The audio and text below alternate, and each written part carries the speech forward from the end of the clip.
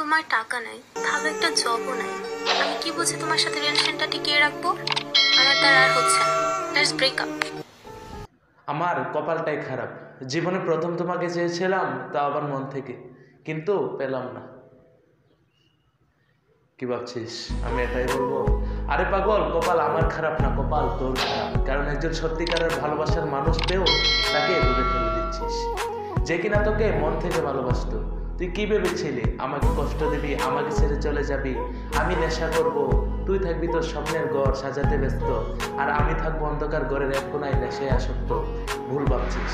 নিজেকে এমনভাবে প্রতিষ্ঠিত করব যাতে তোর মতো মেয়ে আমার গার্লফ্রেন্ড হওয়া দূরের কথা, আমার বাসার চাকর হওয়ার যোগ্যতা না থাকে।